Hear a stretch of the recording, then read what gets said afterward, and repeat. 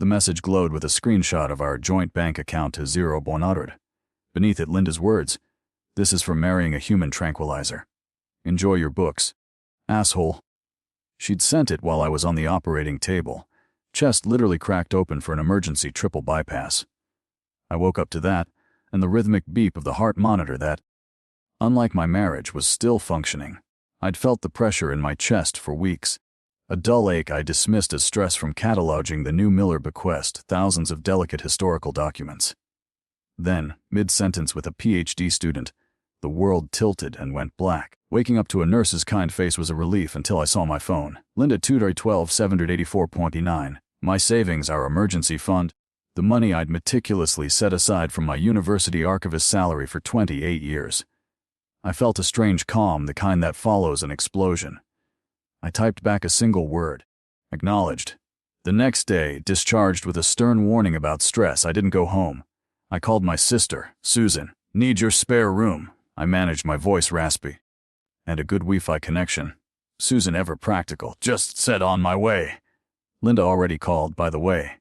Said you ran off. The woman's a piece of work, Arthur. Looking back, the signs were there, like faint marginalia in a badly preserved manuscript. Linda's sudden obsession with her phone. Giggling at texts while I discussed the chain of custody. For a sensitive collection. Her disinterest in our shared finances had become a complete abdication. You handle the numbers, Arthur. They bore me. And those weekend retreats with the girls, that left her oddly energized and secretive. My main preparation, born not of suspicion but professional habit, was that the mortgage for our house, refinanced 5 years ago, was solely in my name. My credit was pristine, hers a mess. I also had a small, separate account for acquiring rare historical maps, a passion project she knew nothing about, not because I hid it, but because dusty old papers were her go-to insult for my career. One evening she'd snapped, "Don't you ever get tired of living in the past?" I should have paid more attention to her wanting to escape it. We met at a rare book fair. I was a junior archivist, presenting on medieval manuscript preservation. Linda was there with a friend, looking utterly bored until I spilled coffee near her expensive handbag. My clumsy apology turned into a conversation, then dinner. She said she found my quiet dedication endearingly intellectual. We married within a year. I was 24, she 22. I came from a family of academics, quiet, bookish people. Hers were louder, more concerned with appearances. Linda loved the prestige of my university job, but not the modest salary. She always wanted more excitement, more things.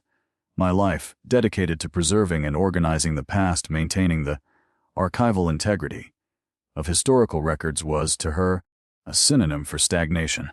The distance grew slowly, imperceptibly at first, like silverfish damage in a forgotten tomb. Fewer dinners together. She'd be out with friends. Less interest in my work. My excited babbling about discovering a previously unknown letter from a local historical figure would be met with a distracted, nice. The chain of communication between us frayed. The critical turning point, I now realize, was about a year ago. She'd pushed hard for a lavish kitchen renovation we couldn't really afford. I'd resisted, suggesting we use our savings to build a better emergency fund instead. "Always thinking about emergencies, Arthur," she'd scoffed. "When are you going to live a little?" I relented on a scaled-down version, but her resentment simmered. That was when her phone started being glued to her hand. At Susan's, I started my own investigation. It felt familiar. Like sifting through unorganized fonts, an entire body of records from an organization or individual looking for clues. I remembered Linda mentioning a new financial advisor. A few months back, a smooth-talking guy named Greg Vance. A quick online search revealed Vance specialized in discrete asset management. Alarms previously silenced by denial blared. My niece Chloe, a whiz kid studying information science, came over. "Uncle Arthur," she said, her eyes narrowed with determination. "Let's look at the digital breadcrumbs." She helped me access old cloud backups Linda had forgotten.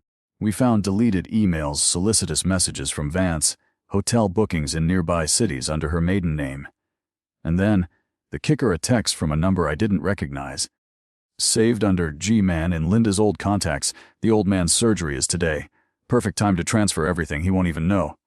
The rage was cold, precise. Not the explosive kind, but the slow burn of meticulous fury. Susan was a rock.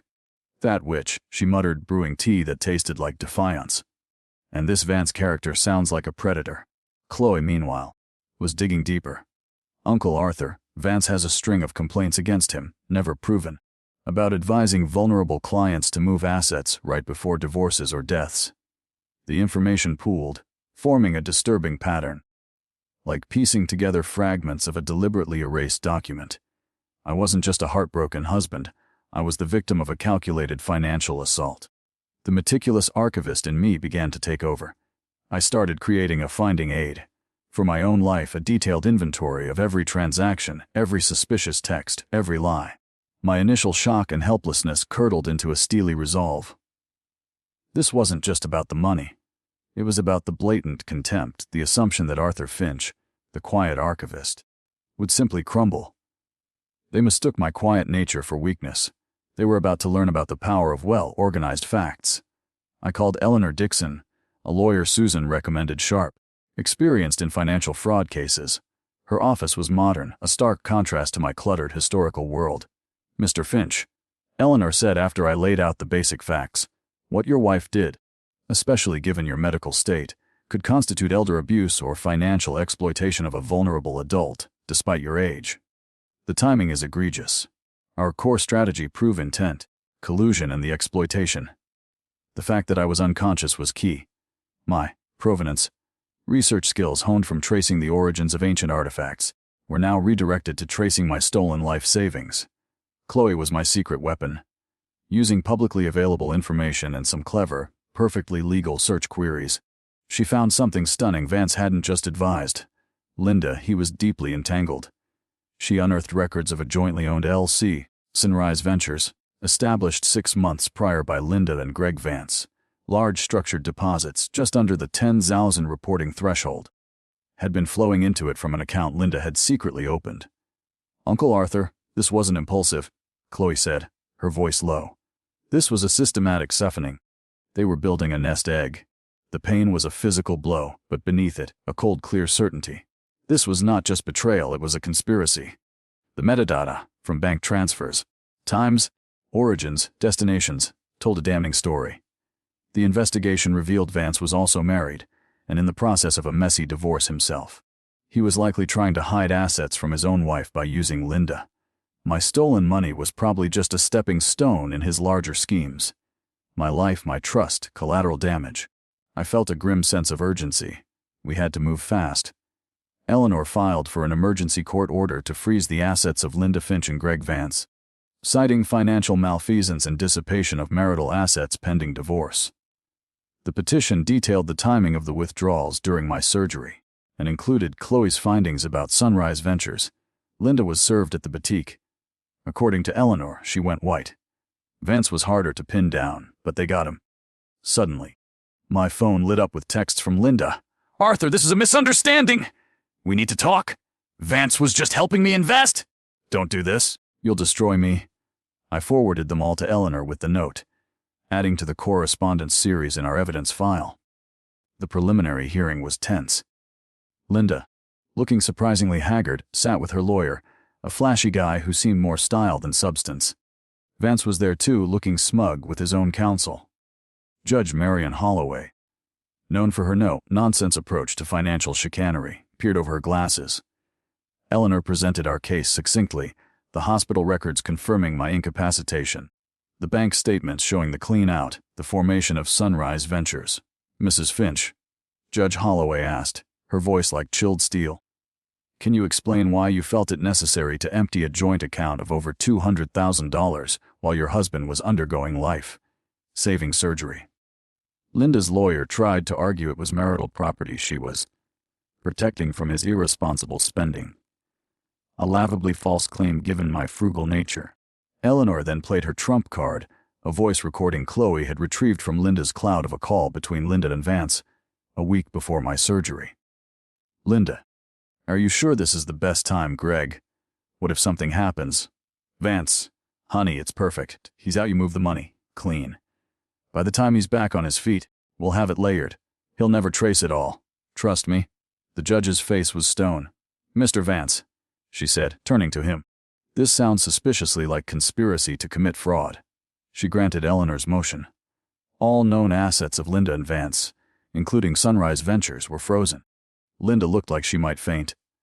Vance's smugness vanished, replaced by a flicker of panic. Leaving the courtroom, Linda tried to approach me. "Arthur, please." I walked past, my gaze fixed ahead.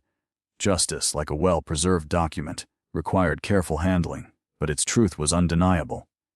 The full picture, when it emerged, was uglier than I imagined. Vance was a serial con artist, preying on dissatisfied women with access to funds.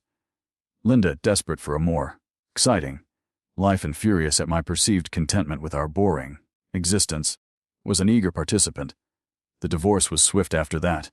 With their assets frozen and the conspiracy laid bare, Linda had no fight left. Vance, facing his own legal inferno, cut her loose.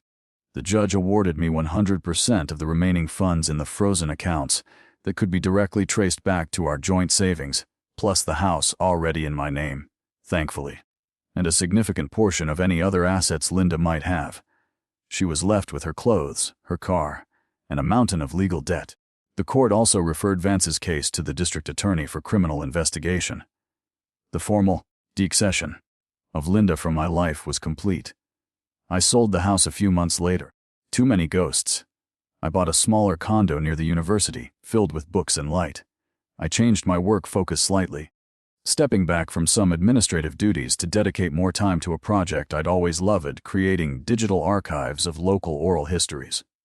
It was quieter, more direct, more meaningful. The insurance from the university for my medical leave and a disability policy I'd forgotten I had helped cushion the financial blow significantly, an unexpected acquisition in the catalog of my new life.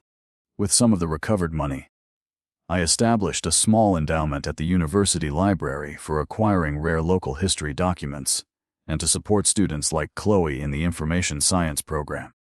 Watching Chloe meticulously accession a newly donated collection of Civil War letters, her face alive with passion, I felt a profound sense of satisfaction. It wasn't just about getting my money back, it was about redirecting that energy towards something positive, something that would endure. I still work at the archive.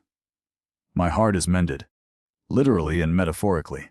There's a peace now, a quiet joy in the rustle of old paper, in the pursuit of historical truth. Linda, I heard, moved out of state trying to rebuild.